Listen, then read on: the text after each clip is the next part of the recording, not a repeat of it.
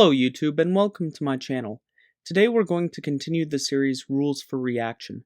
Last time on this series we answered the questions, what is the cathedral and what is the best way to react against it? We said that the cathedral is the ideological hegemonic superstructure of leftism and the institutions that promote it, such as, but not limited to, universities, schools, and the media. We also determined that instead of resign, retreat, or revolt, we should attempt to react to the cathedral through a program of reform. Finally, we said that the leaders of this counter-cathedral movement should agree to several rules which can be summarized as peaceful resistance whenever possible and non-competition among counter-cathedral members and movements. Having agreed with the necessity to reform the cathedral and with the principles of peaceful resistance and non-competition among ourselves, let's move on to the next question. Having answered what is the cathedral, we must now ask what does it mean to be against the cathedral? On the one hand, the question seems easy to answer. Anyone who opposes the cathedral is in some sense against it. But on the other, this answer gets complicated by the reality that different elements of the cathedral are against themselves. For example, recently in Winchester, Massachusetts, an anonymous person posted signs that read, "Islam is right about women." This sign was effective at creating confusion and anxiety within the cathedral because it reveals a contradiction between two beliefs. It is wrong to criticize Islam, and Islam's treatment of women is wrong, and the factions of the cathedral associated with those beliefs. Given that the cathedral itself contradicts itself, simple opposition to one or more aspects of the cathedral does not mean a person is against the cathedral per se. Other examples demonstrating this include the TERFS versus transsexual phenomenon, most recently seen in the canceling of Counterpoints. Therefore, to know who is actually against the cathedral, there must be something deeper than mere contradiction of the cathedral. One way of answering this question is to consider the cathedral not as a series of beliefs, but as a social phenomenon with all the rituals and symbolic gestures of any other social phenomenon. Imagine if I asked you, who is a gamer? You might say, someone who plays video games, but by that definition, Anita Sarkeesian would be a gamer. But if someone like Sarkeesian is considered a gamer, then the word gamer as a label of an identity or community is meaningless. Someone isn't a gamer just because they play video games. Being a gamer seems to require participating in rituals and symbols of the gamer culture. Because Anita considered herself above those rituals and symbols, the community of gamers rejected her. The cathedral, according to Moldbug, also has rituals and symbols that it requires members to participate in to be considered a member. Being against the cathedral means more than simply rejecting different tenets that make up the synopsis proposed by the cathedral, but also rejecting the rituals and symbols of the social aspect of the cathedral. But since the cathedral isn't just part of society, but really the whole of the superstructure of society, what does that tell us about reactionaries? Essentially, reactionaries are in some sense antisocial. And this seems to make some sense, right? How many of you have interacted with traditionalists or reactionaries of whatever stripe and thought, I agree with this person's politics, but why are they so weird? Now, that's not exactly the meaning of antisocial that I intend, but it helps to get the point across. Reactionaries don't just oppose the tenets of the cathedral, but their opposition to them causes them to behave in such a way that does not allow them full participation in polite society. Now, you might respond, but I know tons of people who hold reactionary beliefs who aren't antisocial and do participate in polite society. But the key word is full participation. Reactionaries aren't generally socially inept, and so they are able to adapt to social circumstances just like anyone else. But doing so often requires an act of deception, where they are hiding or disguising what they actually believe. They are, for professional or social reasons, pretending not to be reactionary. Recognizing that reactionaries are in some sense antisocial allows us to understand some things about reactionaries, like, for example, why purity spiraling destroys reactionary communities while progressive communities continue to function even in the midst of a purity spiral. As Moldbug writes in Open Letter Chapter 8, reactionaries, whose political positions must be based on principle rather than opportunism, since if they were opportunists, they would always do better as progressives, find it difficult to agree.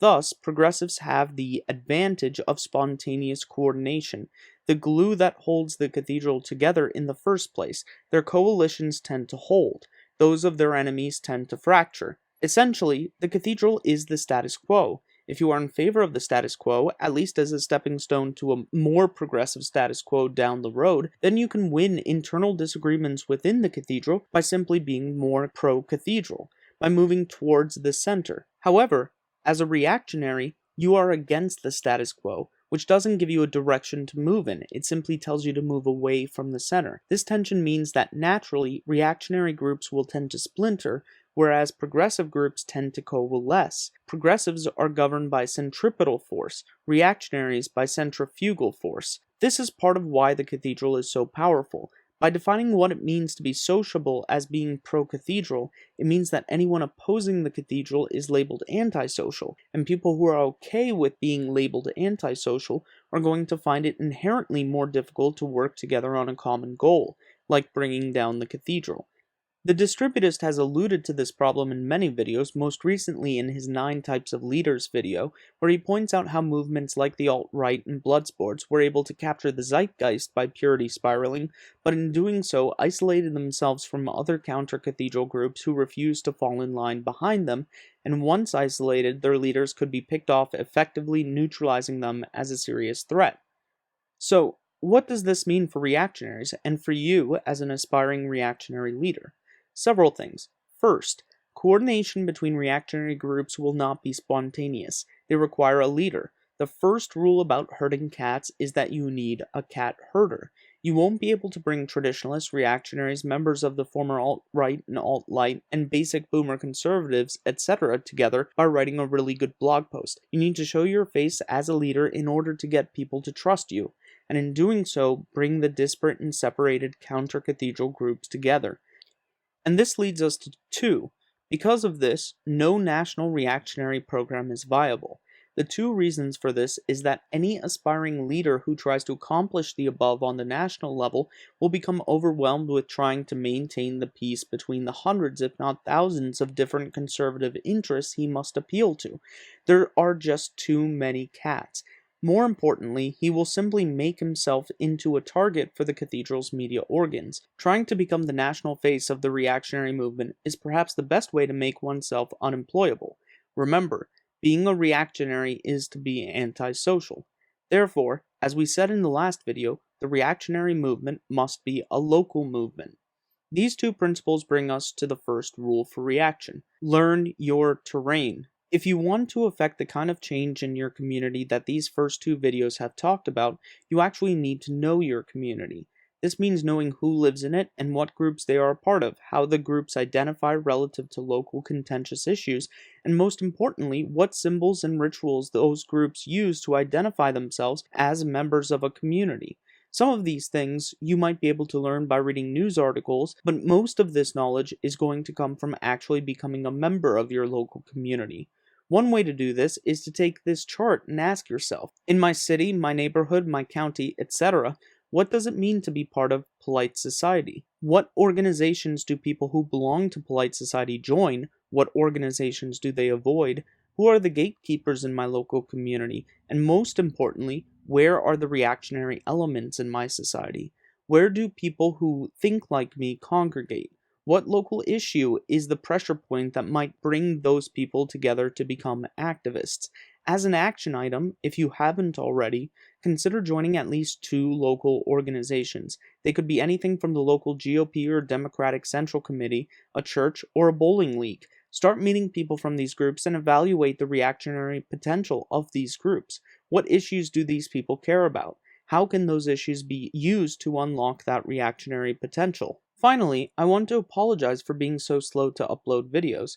One reason that I haven't uploaded much is that I've actually been putting into action a lot of the things we've talked about in these videos. I've become involved with the Distributist Canis Society, which is a peer-based networking community for Christians and Christian allies. I, along with about 10 other people, have become founding members of the Washington, D.C. chapter. Members of this group have started becoming more involved in their local communities by joining groups like local newspapers, Bible studies, and student political organizations. It may not sound like much, but these kinds of connections are the way that we find more people IRL who are sympathetic to us. And making entry into organizations like this is how we turn gatekeepers into gateways that will allow reactionary thought that challenges the cathedral narrative to become prevalent on the local level. So, what about you? What organizations are you a part of? How much do you know about your local area? And how do you plan to learn more? Share some ideas you have in the comments, and let's continue this discussion. Until next time, I'm Benedict the 17th. Go with God.